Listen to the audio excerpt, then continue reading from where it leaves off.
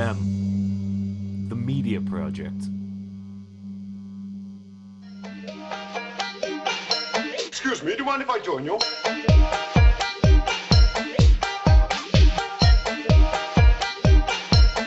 Are you sure you don't mind?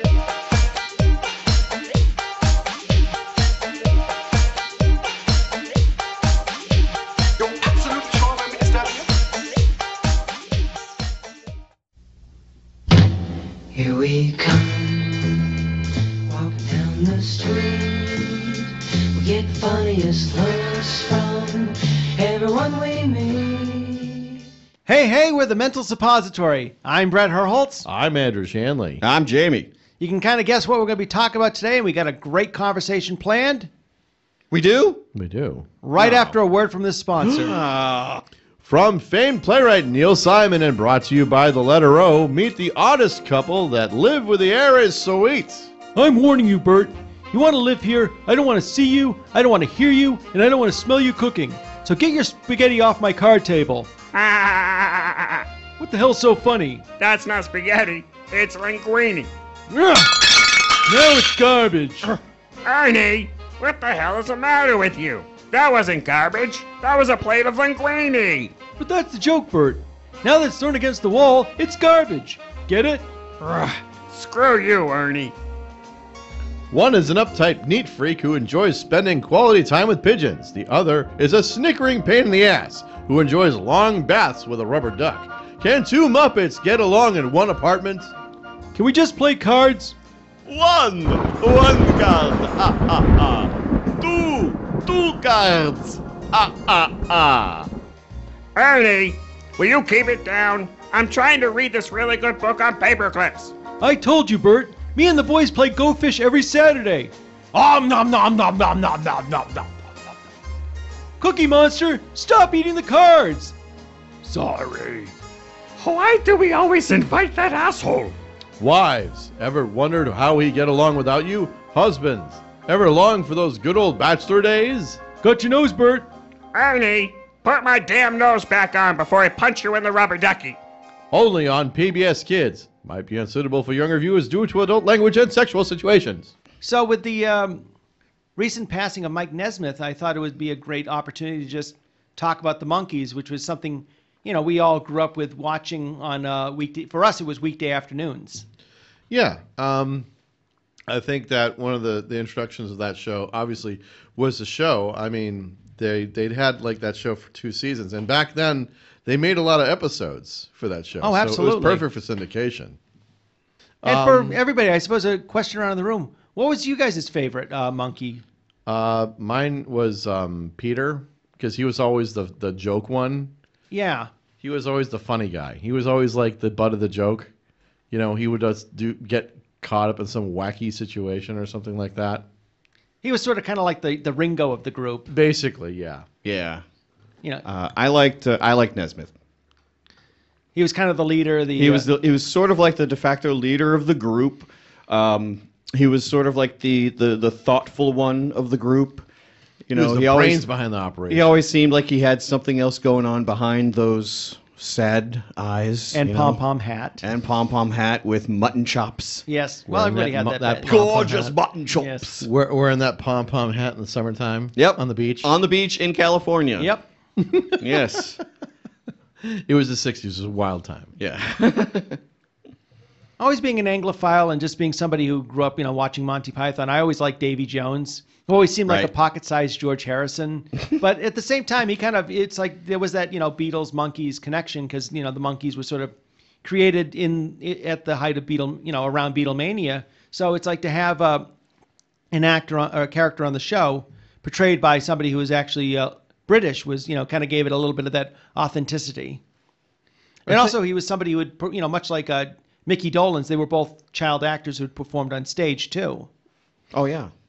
Yep, definitely. And I think one of the other things about Davy Jones is that he kind of fit in that every 60s show kind of had that cute guy thing. Throw that in there, like Star Trek did the same. They had to have the Chekhov. teen heartthrob. They had the teen heartthrob, and they did the exact same thing as Star Trek with Chekhov. Oh, that's right. And they gave him a little bit of a Beatles haircut too. They did the same thing with him. Only he's a Russian. That's all. Yeah.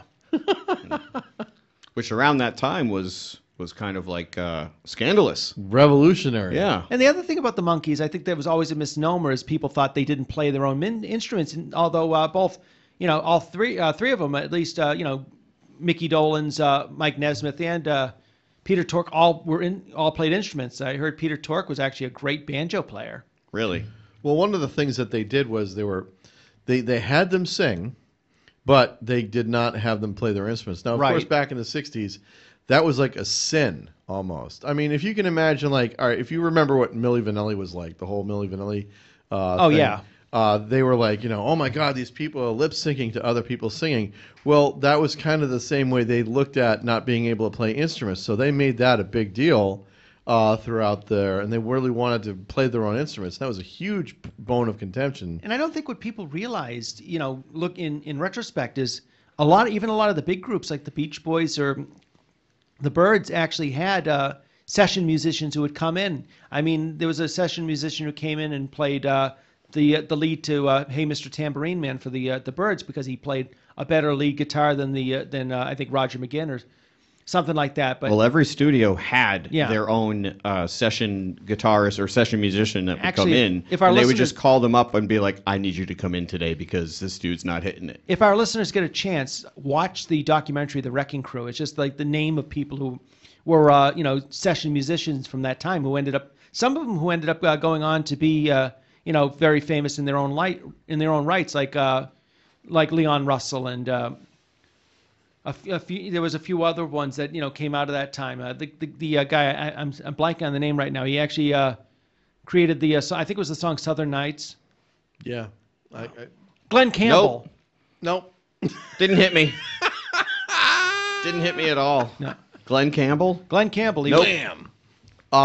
But yeah, so there was an incident at the Beverly Hills Hotel where they were meeting up with I think it was like the one of the executive producers, the guy who was handling the music, and he basically dropped the hammer on them and said, "Yeah, you guys aren't playing your own instruments. You're singing, but that's it." And apparently, Mike Nesmith actually threw a punch through the wall. Oh, yeah. And said, that could have been your face to the guy. Yep. Well, when Mickey Dolenz was first auditioning, he was a guitarist, and he said, they were saying, "Well, you're going to be the drummer." He goes, "Well, you guys do know I do play guitar." He goes, "Oh, we got plenty of guitarists. You're going to be the drummer." Now, but a lot of what I remember from the Monkees is not essentially their music, but the TV show itself. Totally. That really, that was just a bunch of chaos caught on film, and it was just perfect for a 8-year-old boy. He just. Oh yeah, it was like sound bites, really. You have. These and it was also like they did their music videos in there, Yep. so it was kind of fun Exactly. that they had beginning of music videos. Yep. But and people thought the Beatles hated them, but it was further from the truth. They were in on the joke. They realized. I think it might have been John Lennon who said that he kind of saw the Monkees as like the four Marx Brothers, and he got it. It was like Hard Day's Night or Help. Right. This was this was sort of a. But I mean, what you would consider to be a joke then is also its own cultural phenomenon. Exactly. So whether or not it is a joke, it's now got long-standing songs that we all have in the back of our minds that we can't get rid of. And I'm not sure any of the people producing the show at the time figured it was going to have any long-standing repercussions. They figured, make a little bit of cash now and just cash in on this whole Beatlemania thing.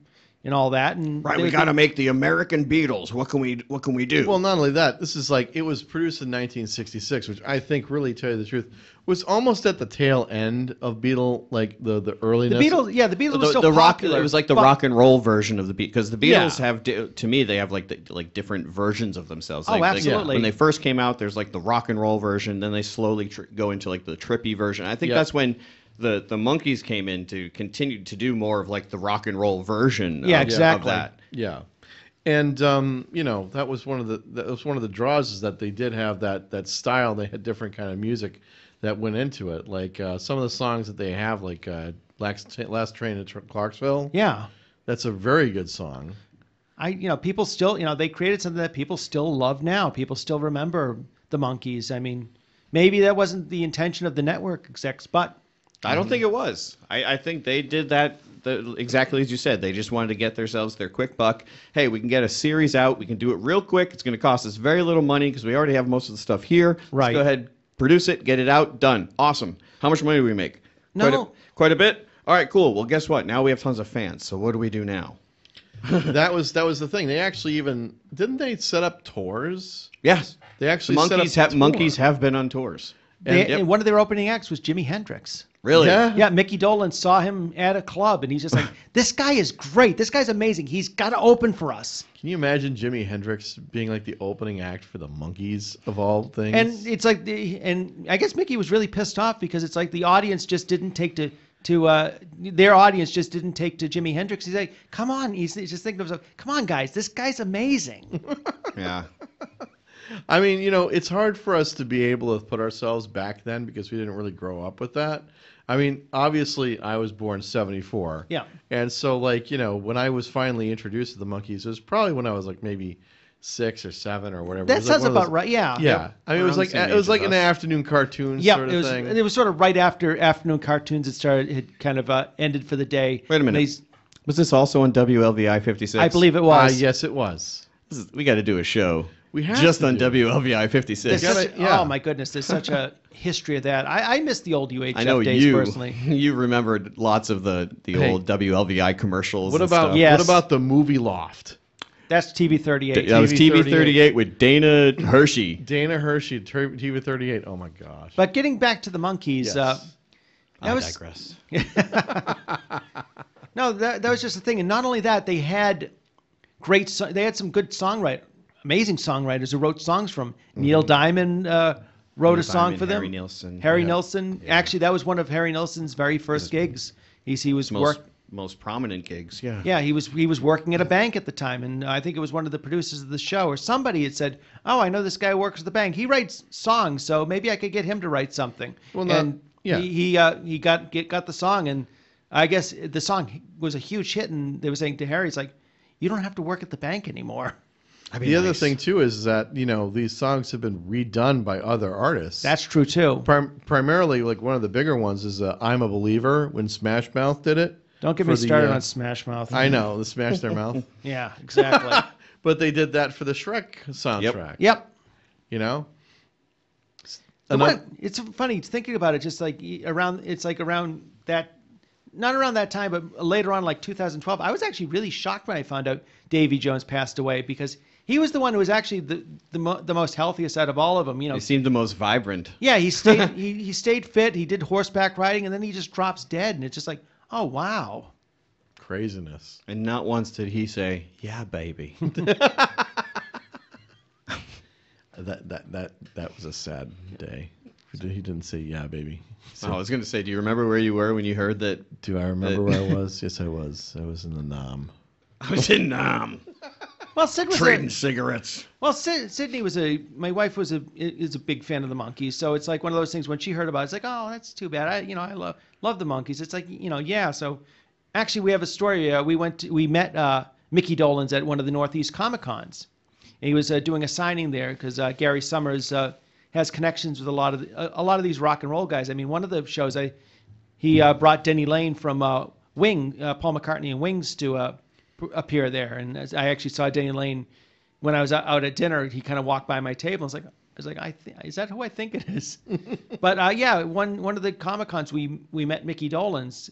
Sydney wanted to meet her because she loved the Monkees, and I actually wanted to talk to him about him doing the voice of Arthur on the Tick, as well as I ended up talking with him about Harry Nilsson too. And so, we walk up and I just told him, I said, I wanted to just mention, I really liked you as Arthur on the Tick. And he's like, oh, thanks. That was a great show to work on. And he just starts telling stories about that, how, it was one of those things that when they were doing the show, the writing was very smart for a Saturday morning cartoon. Yeah, for a kid's show. To be so smart writing. It had that Rocky and Bullwinkle feeling where it was like the writing wasn't maybe a little too smart for a younger audience, but it was a great cartoon, and it surprised me when I found out he was doing the voice of Arthur. Well, it's probably good for him to not have to answer a Monkees question. I'm sure someone comes up to him and finally is like, hey, I loved you as Arthur.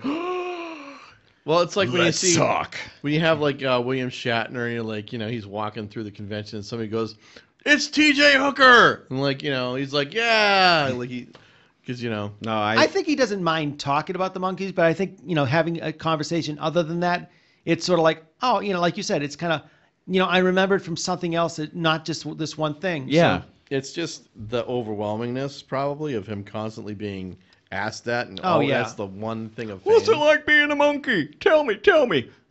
but he wasn't able to do season 2 of the Tick, mostly because at that point, as he said, the shows at that point, you were only contracted for the one season, and if you get picked up, you'd end up getting another contract. So he went on tour, and they ended up doing a season 2, and he couldn't do it. And they said the execs were really kind of pissed about it. And I said, yeah, and they're like, yeah, but you got to understand, you've got to work too.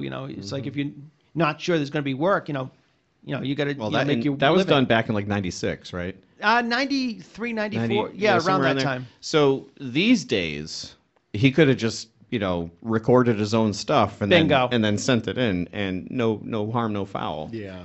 Back then, it was a more difficult process. We also ended up talking about Harry Nilsson a lot because I just watched.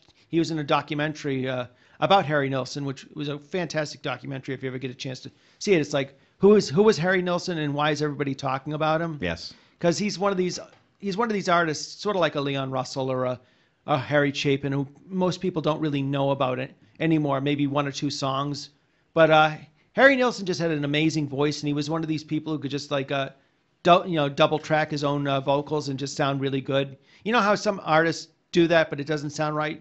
Nilsson just had this really great voice, which unfortunately he ended up destroying when he did a recording session with John Lennon, and the two of them were trying to outdo one another, and he actually ruptured his vocal cords. Oh man. And he didn't want to say that he'd ruined his vocal cords while it was happening because he figured Lennon would stop end the recording. So it's like while he wasn't looking, while he was singing, he would actually spit blood into a bucket right next to him. So Oh. I know.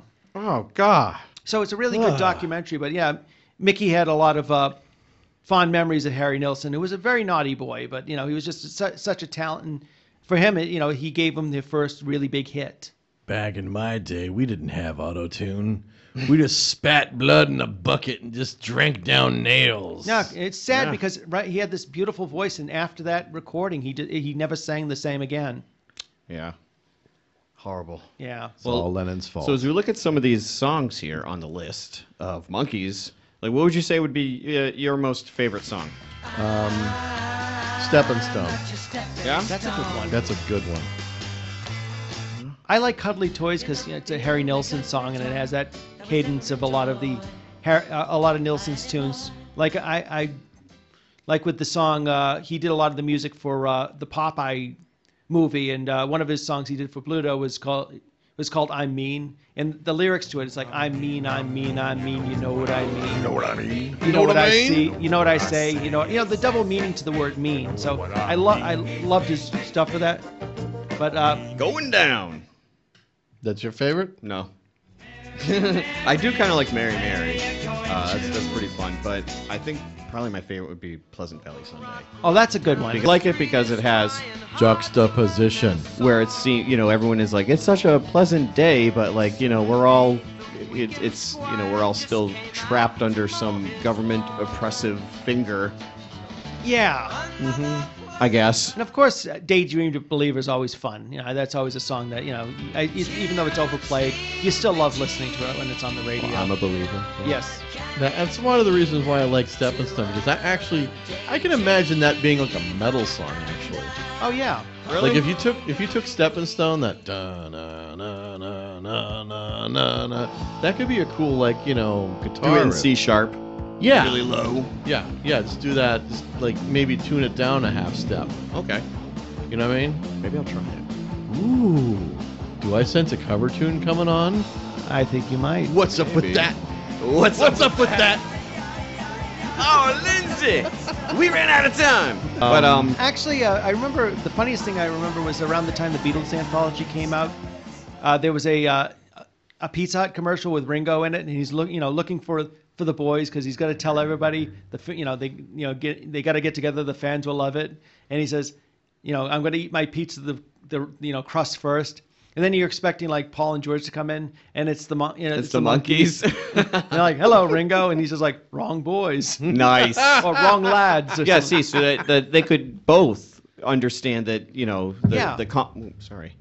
they could both understand the comedy behind it. How Absolutely. people could see that there's that difference. Yeah. But one of the things was, obviously, later in their career, they decided to finally they actually convinced to be able to do their own instruments, and they were actually able to record themselves playing on the album Headquarters. But anyway, so Headquarters was the album that they released. I just got that on record. I found it at a used a vintage store a few months ago. I bought it for Sid.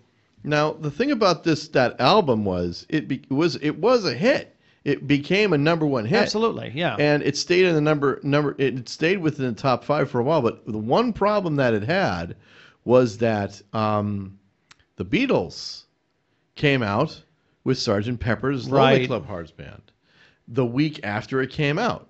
And that was just an album, that album from the Beatles was really probably one of the most defining albums Especially of the 60s. that whole Summer of Love. I mean, It's just a complete tidal wave over the Monkees album. Oh, God. And not only that, but like, Brian Wilson of the Beach Boys, he was working on another album called Smile. Oh, that's right, yeah. And was that his like experimental album? That was after Pet Sounds. Yeah. And that was his like real attempt to do really crazy experimental stuff. Apparently he did a song called Fire, which supposedly had real fire and had the sound to it.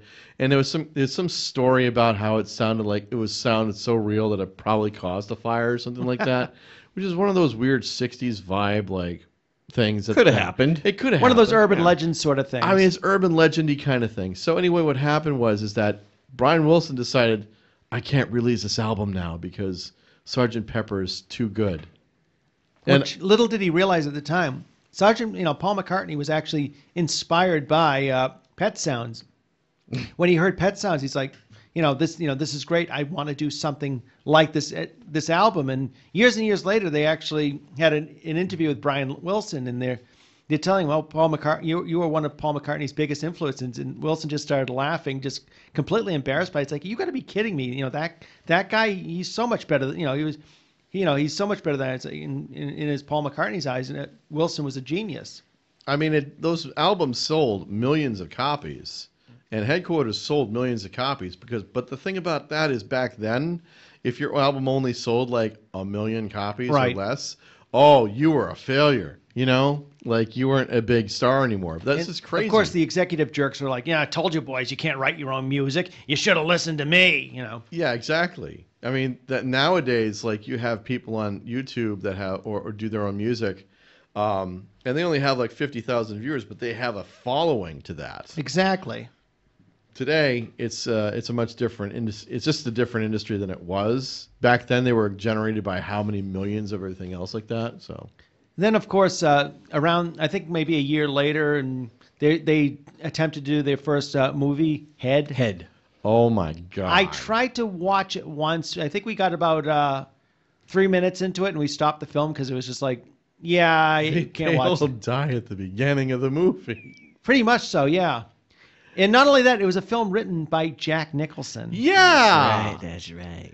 Hey, guys, I got a great idea for Look, a movie. I got a fucking idea for this movie. You all gonna fucking die right at the end because that's what the audience wants. You can't handle the movie. You see, you guys have much more knowledge on the Monkees than I do. Like I said, all that I really remember is sitting down as a little kid watching the chaos unfold as these 4 guys running around in a beach house while you watch like aliens chasing them or whatever, or like whatever some crazy like gorilla. There's somebody's dressed a gorilla. Up a gorilla. The great non sequiturs in the show. Yeah, I mean, sometimes you'd have somebody like Burgess Meredith showing up as the penguin in a scene, just turning around like you said, like just turns to the camera and does it, and then it cuts back to the action. But we can't really talk about the Monkees without talking about the Monkey Mobile. Oh yeah. Oh gosh, yes. Love the Monkey Mobile. It's like it was an era where every show had to have like a great car. Yeah, it was a Pontiac GTO. It was a modified Pontiac GTO. Yeah, it was a modified Pontiac GTO. Not designed by Roger Barris, but there was another person who designed it. I forget the name, but the guy that designed it also did movie mobiles like the Green Hornet, Another great car. another fantastic car. And it's just a brilliant looking design. I mean, the thing looks like a freaking arrow. It does. It looks like highly modified GTO. it looks like it's supposed to be Kinda- like a station wagon, but like a hot rod station wagon. Yeah, that was the style back then, and it looks. Yeah, it's definitely got that weird top looking thing that looks like it's a 1920s Roadster. But Yes. But that's like made of canvas or leather Yeah. or something. It's like Bonnie and Clyde meet the General Lee. Yeah, that's that. But that was back then in the 60s. The 60s was definitely like a period in which a lot of like muscle cars really started coming out, and You had the Munsters with their Monster Mobile. Yep. Let's And, see. Dragula. It sold at Barrett Jackson auction for over $350,000 yeah, wow. in 2008. yeah. And how many times does this guy go and drive it, or does it just sit in his Probably house? just sits in some kind of museum. I'll tell you what. You I'll tell you see, what. it wouldn't sit in a museum if I owned it. I would just drive that right down the road, You'd be screeching those tires. and then I'd just be yelling, "Here I come, driving down the street, you sons! Get out of my way! Just drive. Driving down the street. Just drive it down like Death Race 2000, like you're Frankenstein running people over. Yes, Nice. or wacky races like I'm Dick Dastardly. The monkey murder mobile. The Monkey Mobile's in red. That's because it's covered in blood.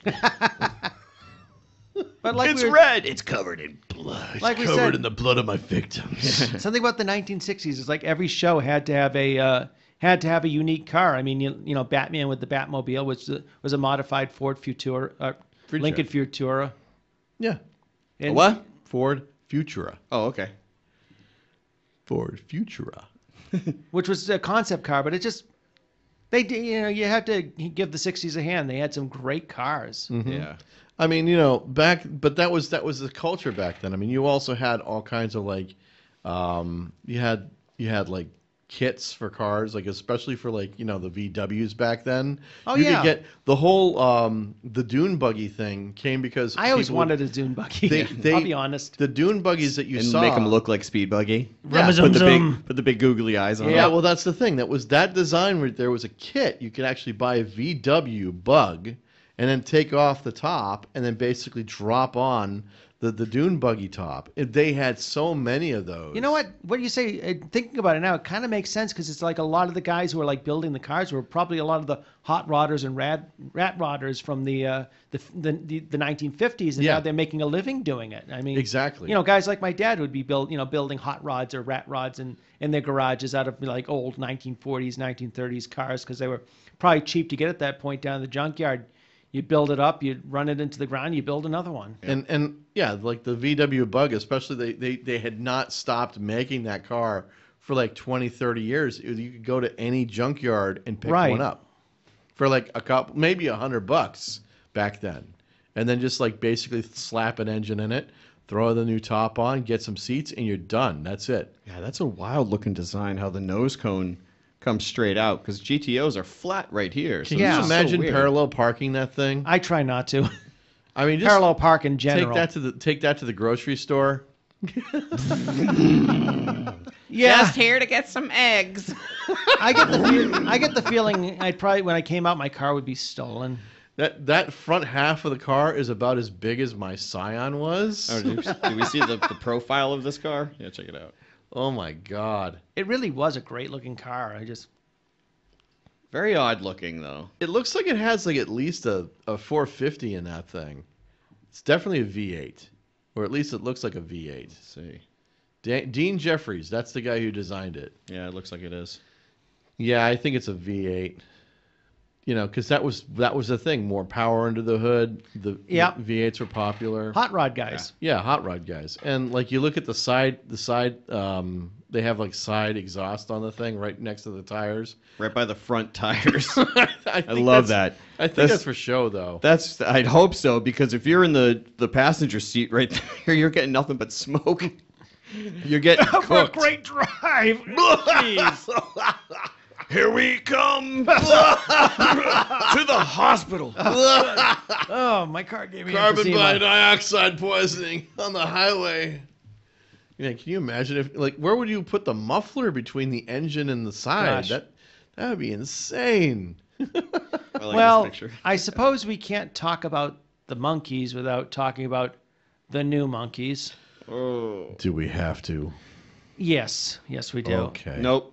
Okay. I never actually watched it. I just remember, again, going back to Channel 56, I think it was around the time, it was like 1986 or so, 85, 86. The Monkees were having kind of like a 20th anniversary year, and or they were having it was one of their anniversaries, and so the networks decided, hey, why don't we have a whole new group of Monkees for a whole new generation of fans in their mind. Is that a Kid and Play haircut on the white guy? Yep. I think it is. I think Oh it my is. God. And I think this was before Kid and Play. Could we get any wider name? His name is Jared Chandler. These are very white names. Look at this.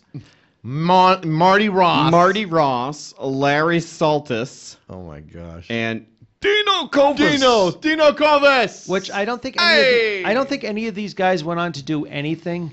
I just remember the ad for this. They and went to were work. trying- They went to work at Taco again, Bell. You remember way more. I s- don't yeah. remember the new Monkees. I think never that's saw an something I never saw an literally episode. blocked out. I remember. I never saw an episode, but it's one of these things. I remember the commercial for it, and they had them like landing on a planet or a beach, and one of the guys is like, "Whoa, low tide," and Yeah. even at that age, I'm thinking to myself, "This is crap." I know. Like, All right, guys. How about we do this?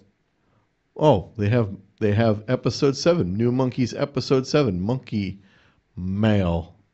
New Monkees pilot number 1. It's really hard to tell. I really don't know how I could have been picked out of so many people. You're just a grocery clerk sent by a bunch of... Is this supposed to be like the real world or something? This is like audition tapes.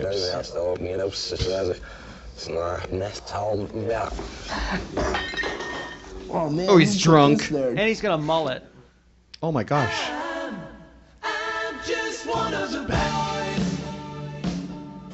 No, I'd rather not talk about the other guys. Well, Larry, he's from Ohio. I think that covers it. Let's try another one. Let's go to the episode's Monkey Mail. Let's see. Just go. Actually, do a full episode here. You want to see Fine. this? Let's Maybe half a full episode. Sunburn. And I live with these 4 rock stars in a house you're just never gonna believe. Okay, so we found the new Monkees on Hey. YouTube where you can find anything, and apparently they live in Pee Wee's Playhouse. With a butler? Are they Scottish? And a 50s waitress? And a video wall.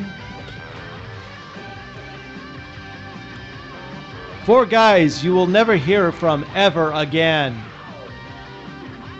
And it So goes, does this say that they live with this mouth that talks to them? I guess What? it's a computer mouth or something like that. Okay, all right. Back when people thought computers could actually do something cool. It is Pee Wee's Playhouse. Oh my God.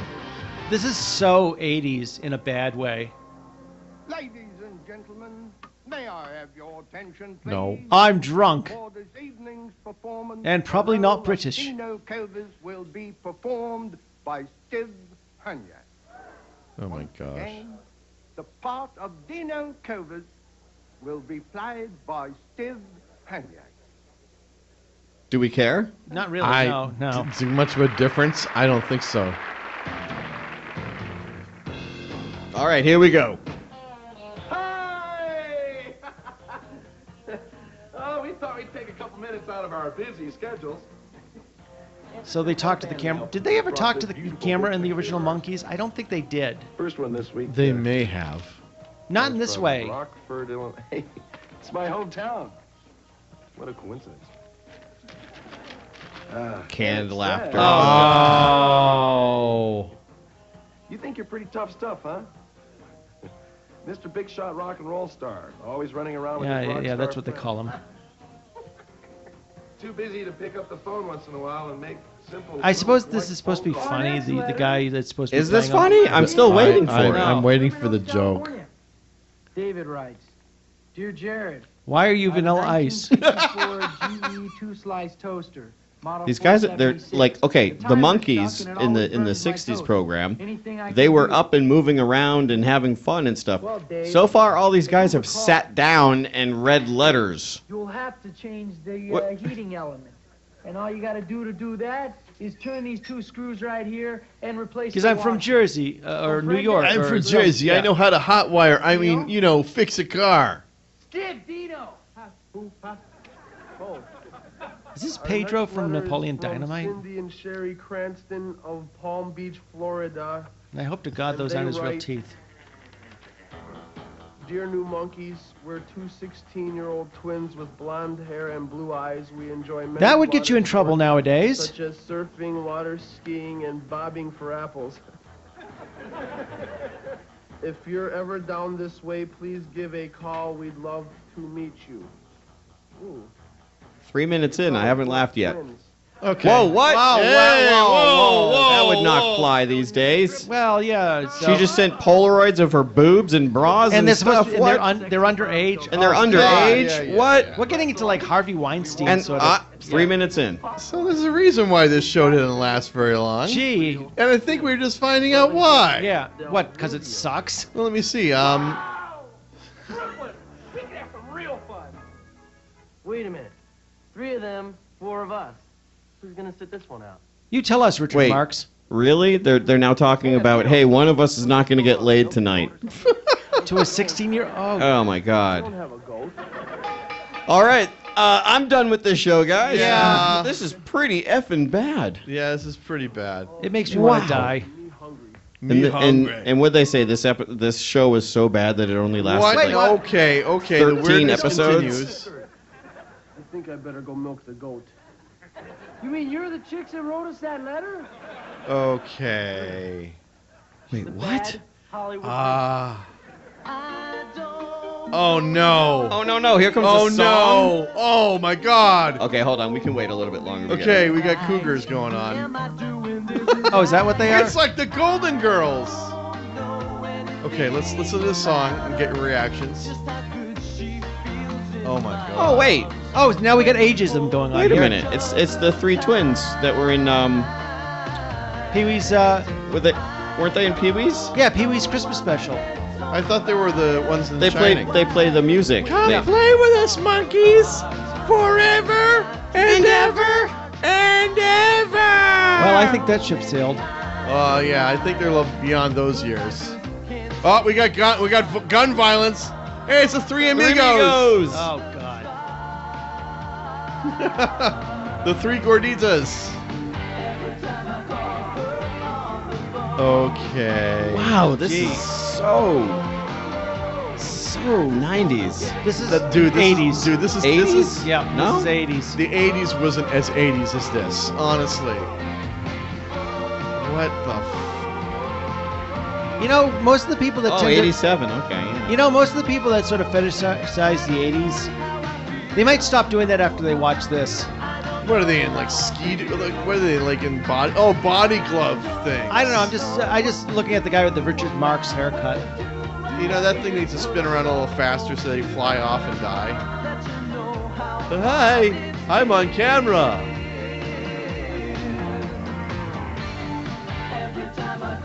Oh, not only does he have a mullet, he has it like braided on side. Okay, what? Don't forget about now the they got lovely fish earrings. heads. I know.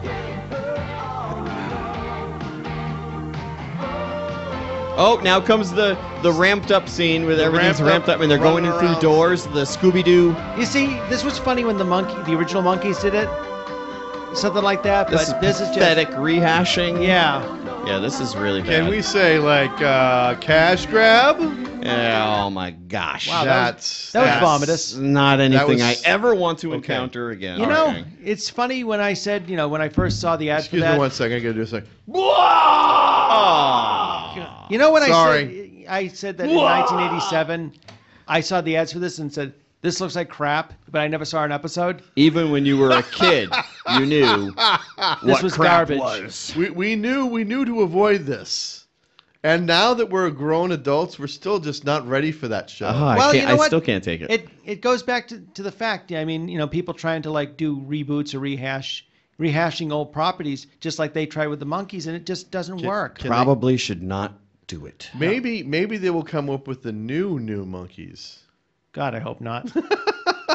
But it just says, how, the original guys who were the Monkees, Peter Tork, Davy Jones, Mike Nesmith, and Mickey Dolenz just fit those roles really well and just fit those personas. That is true. Good idea, Ringo. Yeah. Not the lads I had in mind. Thank you for listening to The Mental Suppository. On behalf of Andrew Shanley and Jamie Billings, this is Brett Herholtz saying... I knew I'd disturb you.